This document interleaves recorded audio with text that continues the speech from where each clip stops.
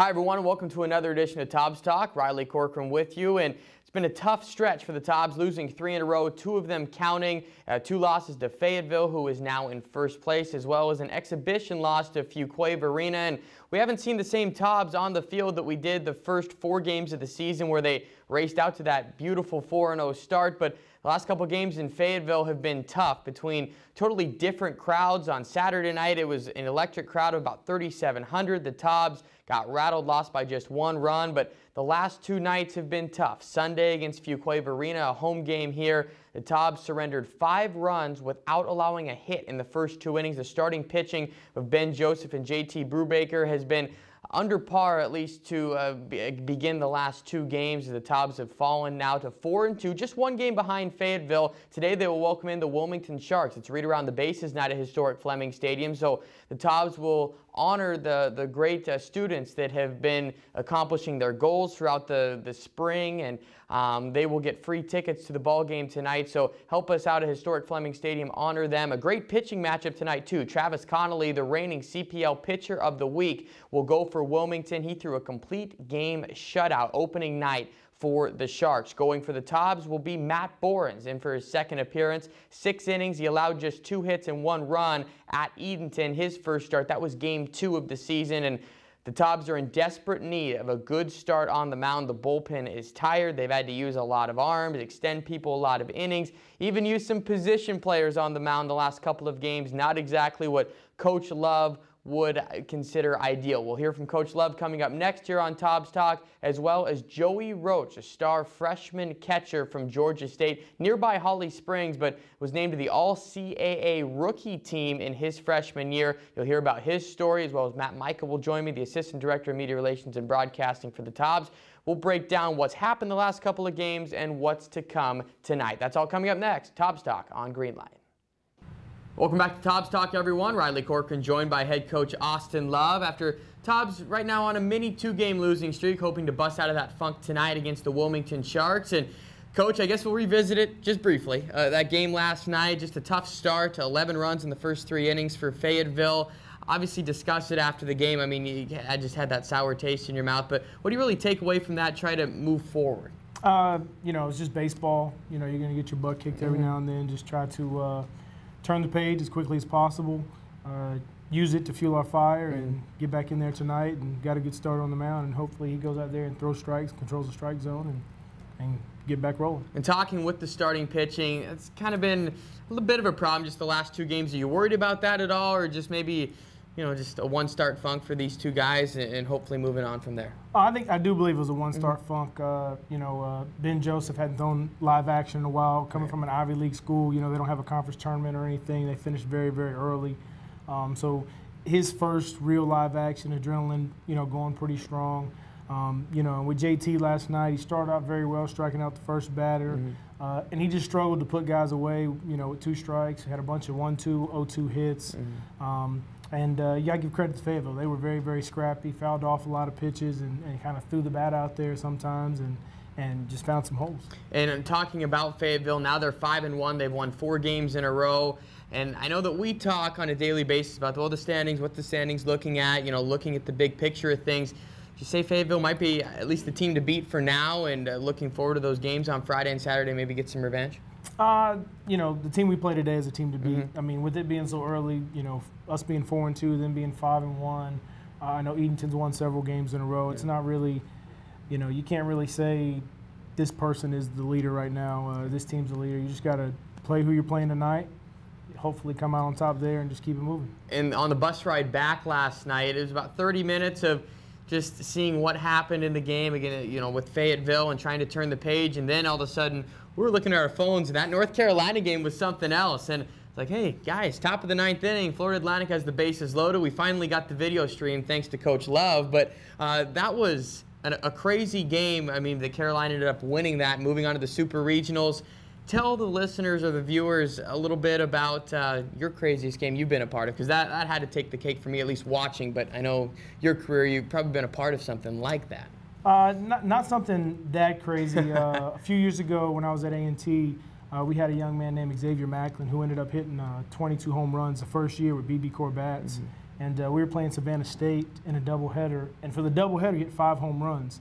But in the second game, which was a 7-inning game, we were down at one point, 11-3, I believe. Okay. And in the entire game, he had I think it was I want to say it was 9 RBIs because he hit 3 home runs in that one game. And at one point, the score was 11-9, and he had a run on first base, and he was up for his last at bat. And I looked at the third baseman, and I said, "Are you going to let your pitcher pitch to this guy?" And he looked at me, and he called time. He goes out there and he talks to the pitcher, and I knew the kid, had coached against him several times, and we had coaching third base. You talk to the third baseman, and he comes back and he says, "Coach," he says, "he got him. He's got him." And the next pitch, he gets in the left field stands, and he ties the game up. Now, I can't even remember if we won the game. I want to say we may have lost that game, but I mean, that kid, what's ironic is that kid is actually from right down the road from Rocky Mount. So he's a very good athlete, very good athlete. Oh, man. Sounds like a crazy game. North Carolina, now they move on to the Super Regionals. Give our viewers a little bit of the Coach Love prognostication of what's going to happen here in the Super Regionals. Who do you like a little bit maybe to take home the Crown College World Series? The way too early prediction, of course. I tend to I like Coach Corbin at Vanderbilt. I know they haven't come out on top. They've been there several times. You can never rule out Rice. They've been there so many times. And Carolina, it just seems like this year they're kind of, I hate to call them a team of destiny, but because they've always been so good. But they've had some great comebacks in the last 3-4 weeks. So they could definitely be a team to beat as well. Super Regional starting on Friday. The Tobs, on the other hand, they'll take on the Wilmington Sharks tonight. A great pitching matchup. Travis Connolly going up against Matt Bournes. We'll talk with Joey Roach coming up next. Tobs Talk on Greenlight. We are back, Tobs Talk on Greenlight. Riley Corcoran now joined by rising sophomore catcher Joey Roach. And Joey had a great year for Georgia State last year, named to the All-CAA rookie team and played a significant role. And Joey, just tell us a little bit about what happened your freshman year. You had significant playing time, pretty cool to see at the Division I level. You had to be pretty pleased with your start. Yep, I came in the fall, tried to work really hard, tried to earn my position, and earned the role of Saturday starter to begin the season. We had really good. Scott Surratt did really well. He was on he was the Friday starter. It was the Johnny Bench Award. Oh wow! He got on the honor roll list for that, so he was good. And then came in and did my part and tried to do well for the team. And the team did very well, breaking some records and I believe second in most categories, at least offensively. And Joey from nearby Holly Springs, and nice to come home for the summer and play some baseball? Oh yeah, it was different going to school so far away from home, but it's nice to be home and play for the Tobs. And in Holly Springs, something I just found out a little bit ago, you caught one of the best pitchers, maybe if not the best pitcher in the nation. What was that like? Tell our viewers a little bit about that. It was definitely a lot of fun. I caught Carlos Rodon in high school. Every time he'd come out, it'd be a really good start. He ended up having, I think, 139 strikeouts his senior year, so it was fun throwing the ball around the horn. Did you ever face him at the plate? I did not, because I always had to catch him in high school. Okay, so. Did you try and avoid that maybe in batting practice if he was throwing? I don't know if I'd want to face that guy. Oh yeah, I'd love to face him anytime. Okay, and now how do you carry that over into handling pitchers? Because to me, I say it on the air all the time, so tough to deal with this new pitching staff. I mean, guys that are coming in, coming out. The catcher has the hardest job because you have to know how far pitches are going to break, what they like to throw in a certain situation, what number to put down. How do you handle that? Did you learn from someone on how to do it, or you just adjust on the fly? A lot of it's on the fly. The hardest part is knowing what pitchers like to throw in what situations and how their ball moves and stuff, because especially in summer ball, you only get to catch them a couple times before you actually get game time experience. So a lot of it's on the fly, and you just got to learn the game. And what do you think of this Tobs pitching staff so far? We've seen the good, we've seen the bad, saw you get banged up a couple of times, but also catching some great guys like Brubaker in his first start. Matt Bournes has been great as well. So for you, what do you think of this pitching staff initially? Initially, I think we're going to do all right. We've thrown a lot of strikes. We just need to learn how to put batters away. We've had a lot of 0-2, 1-2 counts, and just got to learn to throw the ball outside the strike zone, get them to chase a little bit, but we've done well so far. And offensively for you, you've had 2 multi-hit games, including one last night.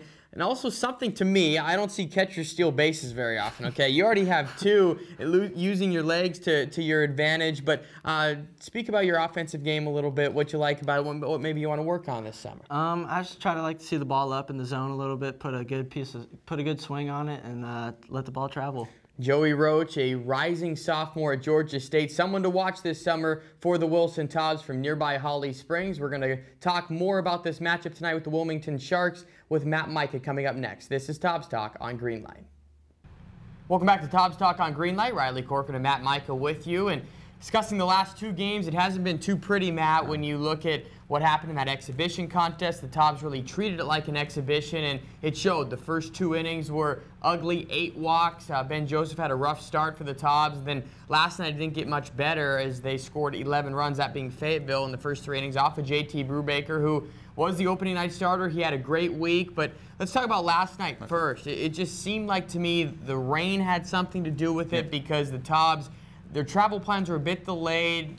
Just the atmosphere on the bus wasn't where it needed to be for a game. Some guys, to me, it seemed like maybe were wanting a rain out or needed a day off, but this is the grind of the schedule. Let's go into last night. Those first 3 innings, what did you see from JT Brubaker? He gave up 11 runs, 12 hits in those 3 innings. It's totally different from the JT we saw last week. Well, absolutely. With JT, I felt like he pitched effectively at first, but there's a couple, bloop singles, then a couple errors. And as a pitcher, obviously you can't let that affect you. Right. But, of course, you're in the back of your mind, you're thinking, okay, bloop single, error. When it's the bomb going to be, so that's going back to your mind and stuff like that. So with him, you just got to settle down, throw his stuff, and get out of innings. And JT Brubaker, you talk about the bloop singles that happened in the first inning, but after he started facing the Swamp Dogs order for the second, third time, they started hitting balls hard in the third inning. Remember, he had that blister on his finger that we were talking about. And, well, JT, again, didn't have his best start, but you'd like to see a pitcher that,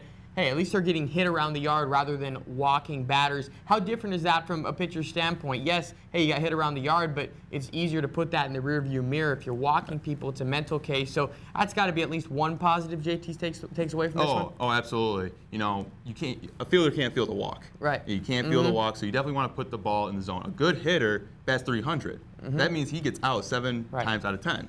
So just put the ball in the zone, let your defense do the work. And offensively, again, there was no rhythm. Only player that had 2 hits in the ballgame was Joey Roach, who we just heard from. And offensively, different approach, lazy at bats. What would you say it was offensively, Matt? Offensively, just like you said, it was lazy at bats and stuff like that. They have to see more pitches. I found that in the game last night. They're swinging at the first couple pitches. You got to let the pitcher work.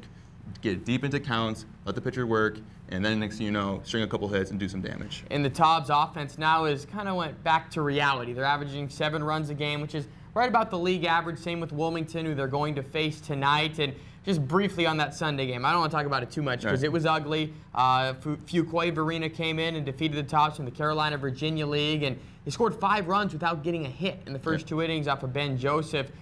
And that's the definition, I think, of a pitcher. You were a former pitcher. I was a former pitcher, having the yips. And that's what happened to Ben Joseph. He just couldn't find the strike zone, became more mental, I think, than physical. How do you overcome something like that? Go back to the bullpen. Go back to the bullpen. Work with your catcher. Work with your pitching coach.